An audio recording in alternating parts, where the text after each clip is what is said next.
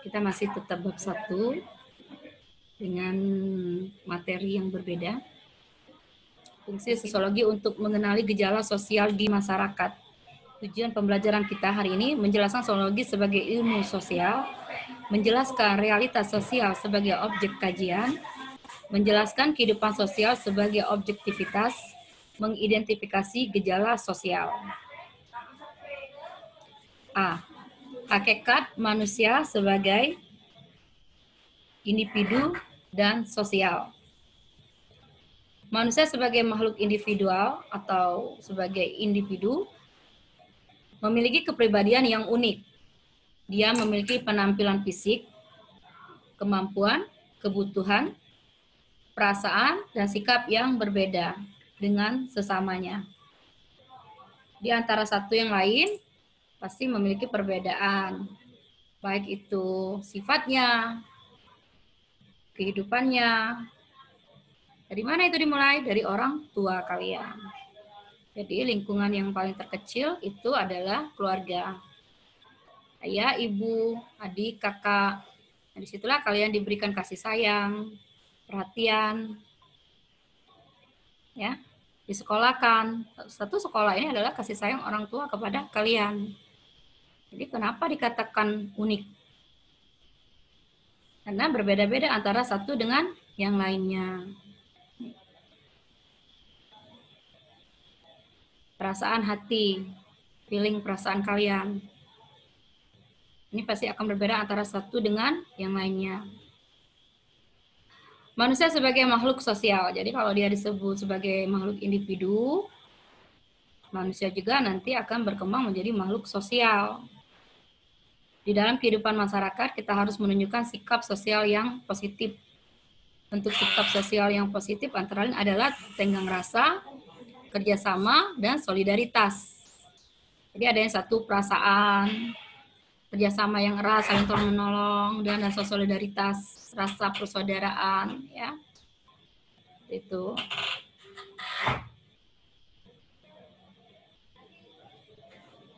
Sosiologi sebagai ilmu sosial. Pengertian sosiologi. Istilah sosiologi pertama kali digunakan oleh Auguste Comte.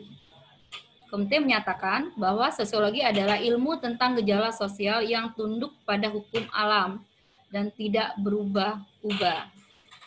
Ini tunduk ini dalam arti tunduk kepada alam artinya kita mengikuti perkembangan umat manusia yang diciptakan oleh Allah Subhanahu wa taala.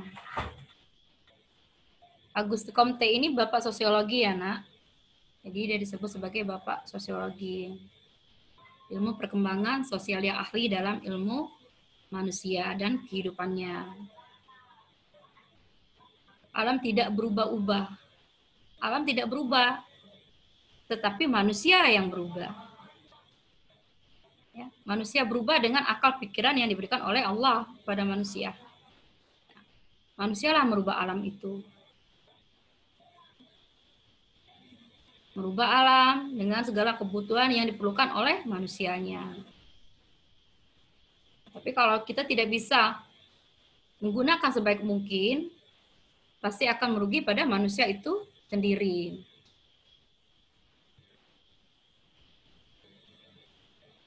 Kita perhatikan objeknya, Nak ya.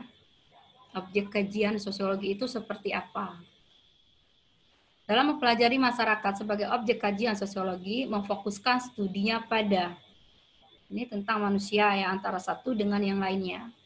Hubungan timbal balik antara manusia satu dengan manusia lainnya, atau disebut dengan interaksi sosial.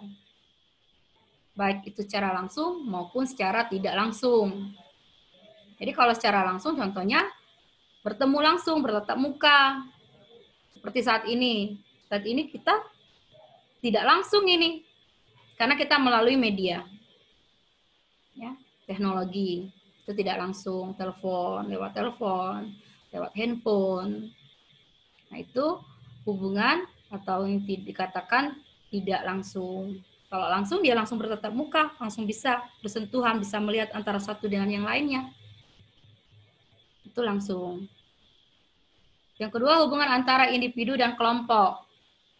Jadi individu itu diri kamu sendiri dengan beberapa orang. Contohnya seperti adanya organisasi-organisasi. 3, hubungan antara kelompok yang satu dengan kelompok lainnya. Jadi kalau manusia sudah membentuk suatu kelompok, membentuk suatu kegiatan-kegiatan yang memang ada planningnya, ada tujuannya, ya, dia akan bekerjasama dengan kelompok lainnya untuk mempererat kembali hubungan itu. Banyak hal, nak. Jadi hubungan kelompok itu banyak, bukan satu kelompok doang saja. Kelompok-kelompok lainnya sesuai dengan keinginan dari manusia itu sendiri. Yang keempat itu proses yang timbul dari hubungan-hubungan tersebut dalam masyarakat. Ya, jadi prosesnya, perjalanannya, perkembangannya itu dari kepentingan, keinginan dari masyarakat itu sendiri. Sosiologi sebagai ilmu pengetahuan. Jadi kalau ada ajian di situ ada ilmu pengetahuannya. Ya, ciri-ciri sosiologi sebagai ilmu pengetahuan terbagi menjadi 4. Sosiologi bersifat empiris, sosiologi bersifat teoritis, sosiologi bersifat kumulatif, dan sosiologi bersifat non-etis. Jadi kalau empiris ini kita perhatikan, dia mencari kebenaran melalui pengetahuan. Artinya dicari dulu cara prakteknya empiris itu.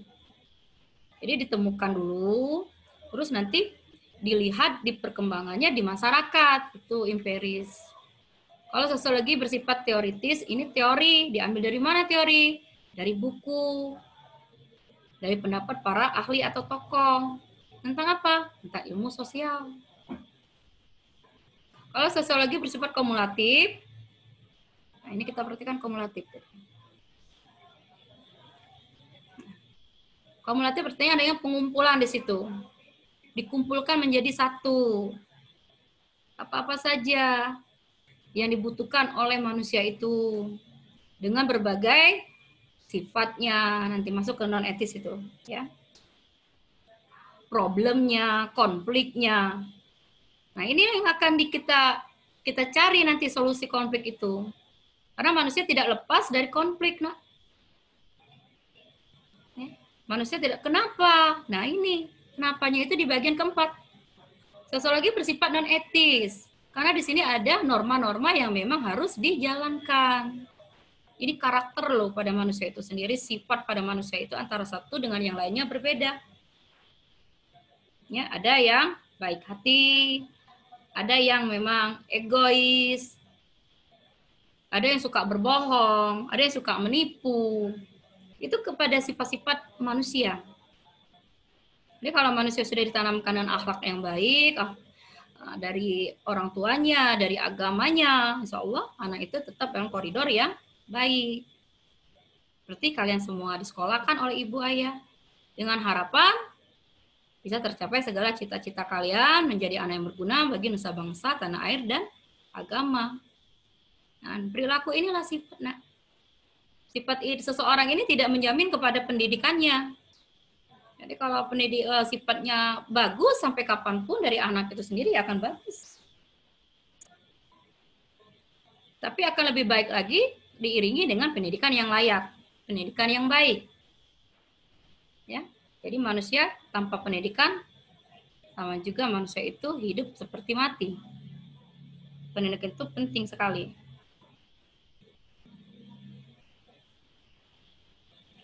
Metode ilmiah. Jadi kalau kita lihat dari pengetahuan, di sini secara ilmiahnya. Macam-macam metode ilmiah.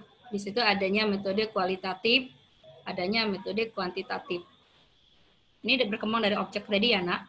Jadi dilihat para tokoh tadi untuk mengetahui sosial itu seperti apa kajiannya.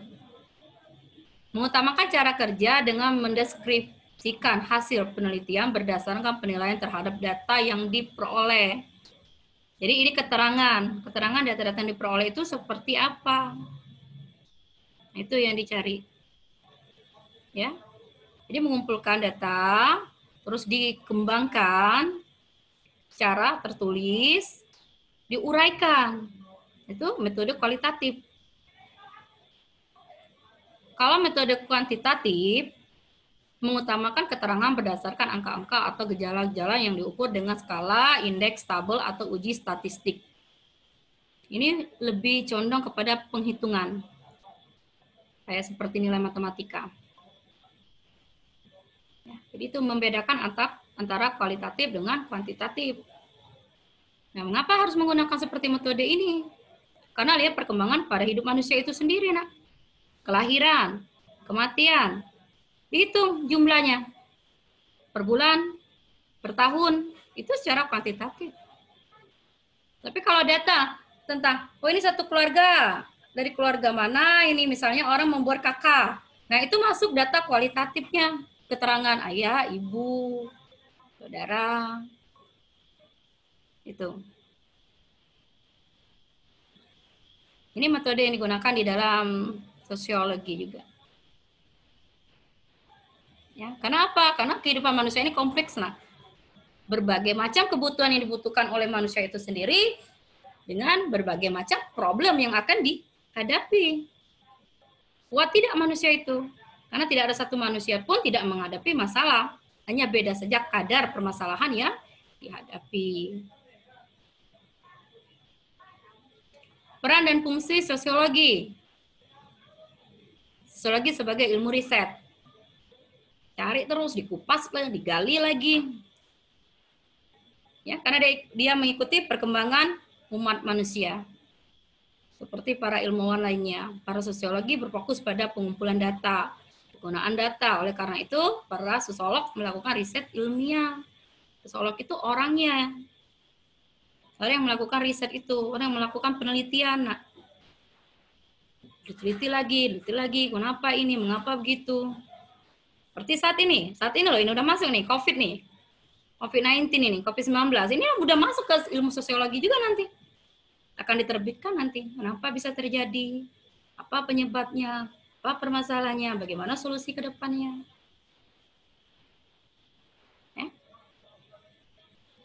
Sosiologi sebagai konsultan kebijakan. Prediksi sosiolog dapat membantu memperkirakan pengaruh kebijakan sosial yang mungkin terjadi. Nah, kebijakan ini siapa yang memegang? Pemerintah. Setiap kebijakan adalah suatu diprediksi. Artinya, kebijakan diambil dengan harapan menghasilkan pengaruh dampak yang diinginkan. Dampaknya itu yang pasti positif. Jadi kalau kita melihat misalnya ada problem tentang penyakit, oh ini penyakit banyak manusia yang meninggal karena virus misalkan. Nah ini dicari, mana ini cara untuk mengobatinya, bekerja sama dengan siapa nantinya. Diprediksi, dampaknya seperti apa. Salah satu kita dampaknya positif loh. Ini walaupun kita tidak diperbolehkan tatap muka belajar secara langsung, kita bisa secara tidak langsung. Ada metode-metode yang digunakan. Ada aplikasi yang kita bisa pakai. Nah. Jadi tidak memutuskan suatu hubungan. Oke. Sosiologi sebagai praktisi. Beberapa sosiolog terlibat dalam perencanaan dan pelaksanaan kegiatan masyarakat. Mereka memberi saran-saran baik dalam penyelesaian berbagai masalah hubungan antar karyawan, masalah moral, maupun hubungan antar kelompok dalam organisasi. Ya, jadi praktisi ini sebagai ilmu yang memang dikaji, dikupas kembali tentang hubungan-hubungan antara anggota yang satu dengan anggota yang lainnya. Jadi hubungannya, ya, lebih dicari baik itu secara teori maupun secara prakteknya. Sosiologi sebagai guru atau pendidik. Mengajar merupakan salah satu kegiatan yang dapat digeluti oleh seorang sosiolog. Sebagai seorang pendidik, sosiolog berperan dalam mengajarkan dan mengembangkan sosiologi sebagai ilmu di berbagai bidang. Ya, sini mengapa kok harus pendidik? Karena dia mengikuti perkembangan tadi manusia tadi. Mendidik manusia untuk bermasyarakat, mendidik manusia menjalin hubungan antara satu lainnya dengan secara baik, saling menghargai, saling menghormati. bekerja sama, menekan ego, menekan sifat-sifat yang tidak baik, berperilaku yang baik. Seperti itu, Nak. Ya. Realitas sosial. Kemiskinan diartikan sebagai keadaan seseorang yang tidak sanggup memelihara dirinya sendiri. Nih, taraf kehidupan kelompok dan tidak mampu memanfaatkan tenaga maupun fisiknya dalam kelompok tersebut. Ini apa ini? Coba diperhatiin dulu. Kemiskinan, anjal, anak jalanan. Apakah anak ini sekolah? Bisa iya, bisa tidak. Jadi anak jalanan itu bisa sekolah, bisa tidak. Karena ibu pernah menanyakan salah satu anak jalanan itu cewek, dia kelas 3 SD, orang tuanya bercerai, dia ikut neneknya di situ, dan neneknya minta-minta, ngemis. Untuk apa uangnya, ibu tanya. Untuk makan ya, Bu. Ayahnya udah nikah lagi, tapi tidak mau mengambil dia. Ibunya juga udah nikah lagi. Dan anaknya dilantarkan, kasihan anak itu. Nah, berarti kalian beruntung sebagai anak. Dipelihara oleh orang tua kalian, beri kasih sayang, pakaian, makanan, disekolahkan. Tidak seberuntung nasib anak tadi. Padahal dia cantik, Nak. Pinter pula. Sekolah dia, disekolahkan neneknya. Itu salah satu contoh yang pernah ibu tanyakan ya, secara langsung kepada anak itu. 2 kali pula ibu ketemu dia. Nah, kenapa terjadi kemiskinan ini tadi? Bisa berpikir sendiri kalian. Nanti akan ada sesi tanya jawab. Oke, next selanjutnya. Peperangan. Peperangan merupakan sebuah bentuk pertentangan antar kelompok atau masyarakat termasuk negara yang umumnya diakhiri dengan akomodasi. Nah, ini peperangan juga ini. Kalau kita masuk yang namanya istilah peperangan ini artinya terjadinya Perang Dunia Pertama, Perang Dunia Kedua, atau kita sendiri yang pernah dijajah oleh orang-orang Eropa. Apa hubungannya loh ini ya? Nah, kita tanyakan ya, mengapa bisa ada hubungan peperangan ini? Karena ini salah satu perkembangan manusia yang mempengaruhi kehidupan kita, yaitu dunia politik nantinya. Politik, militer. Masuk tidak ke pendidikan? Masuk. Nanti setelah selesai perang, ada pembenahan, ya, ada kemerdekaan di situ. Lalu kita akan mengikat bidang-bidang pendidikan kerjasama dengan orang luar. Ini salah satu, nah ini contoh ini. Ini problem loh ini. Masalah ini. Jadi kalau akomodasi ini ada perdamaian. Nanti ada perdamaian pihak-pihak yang akan mendamaikan atau disebut dengan pihak kedua. Contohnya misalnya PBB. Mendamaikan terjadinya peperangan supaya apa? Supaya berdamai, supaya tidak banyak umat manusia menjadi korban. Karena tidak ada yang diuntungkan yang namanya perang itu. Semuanya rugi. Rugi harta dan nyawa. Ya. Tapi itu di segi yang negatifnya. Kalau di segi positifnya, itu ada kerjasama nantinya. Perkembangannya akan berlanjut kepada bidang-bidang selanjutnya.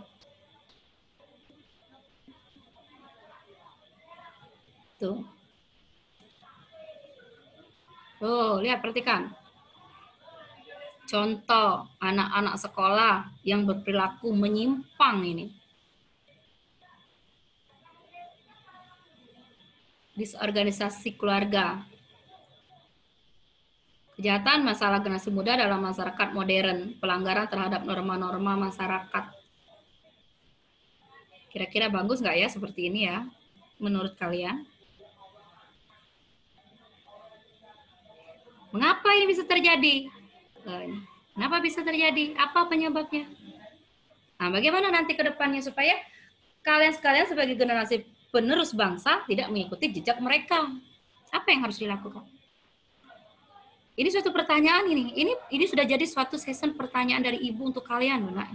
Nih. Ini kompleks sekali ini. Dan terjadi berulang-ulang. Sampai sekarang. Merokok. Ini anak SD loh. SMA. Ya, nanti ini akan ada satu pertanyaan. Bisa dijawab ini, Nak ya? Bisa dijawab nanti di YouTube atau di buku latihan. Jadi ini soal. Oke, soal selanjutnya atau materi selanjutnya. Kehidupan sosial sebagai objektivitas, kemajemukan masyarakat.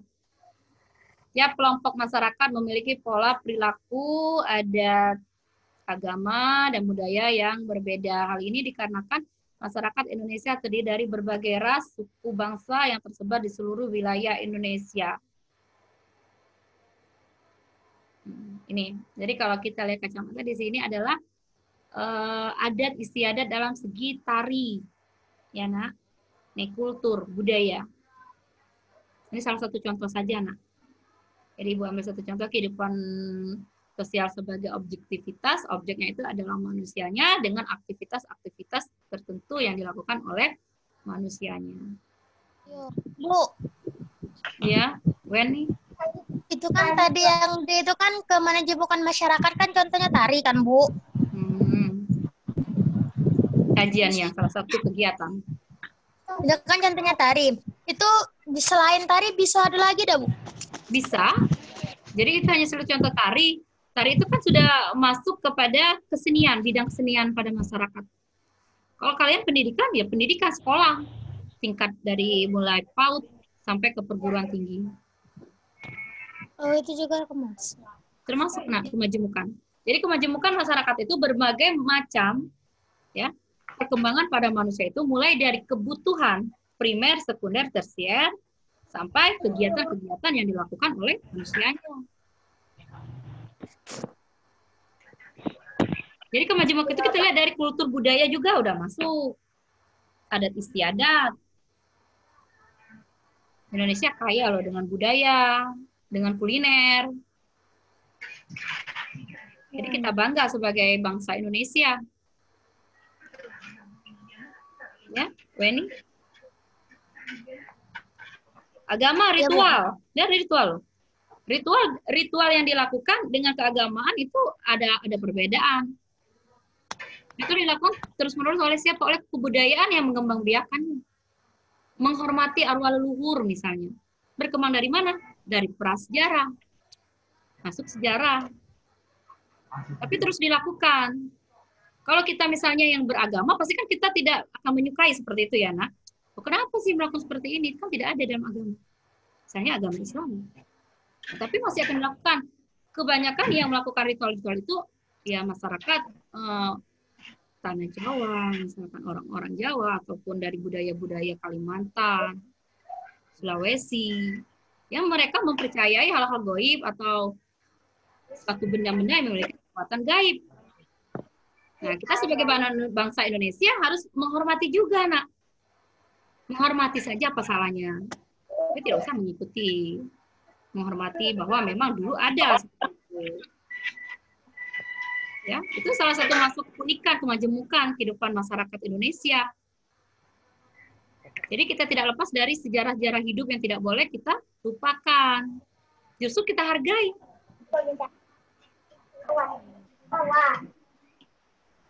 Ya. Gimana, Weni? Paham, Bu. Bagaimana menurut kalian perilaku yang anak-anak tadi? Apakah baik atau buruk?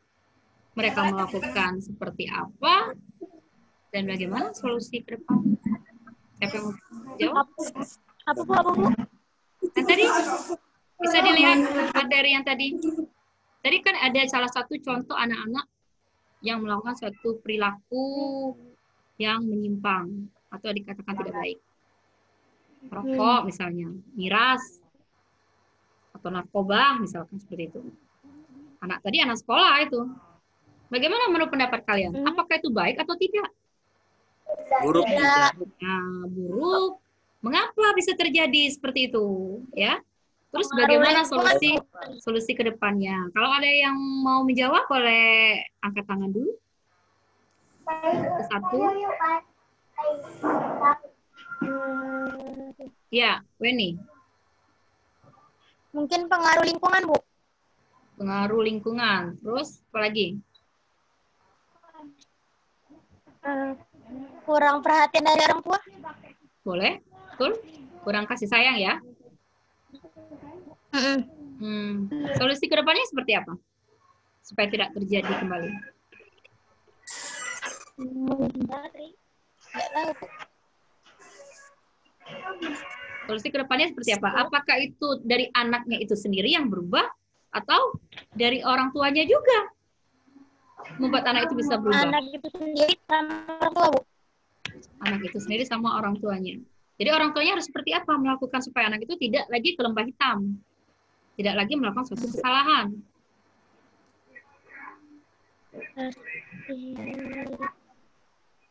Orang tua harus memberikan kasih sayang, sayang. Anak itu sangat dibutuhkan adalah kasih sayang orang tua. Harta bisa dicari loh, tapi kasih sayang itu tidak akan bisa semua anak mendapatkan. Orang tua merangkul anaknya, orang tua terbuka terhadap anaknya, menanyakan apa yang diinginkan anaknya, apa yang dirasakannya dan sebagainya. Ya. Oke, apakah semuanya paham? Nanti kalau kurang mengerti bisa ditanyakan di YouTube atau di WA.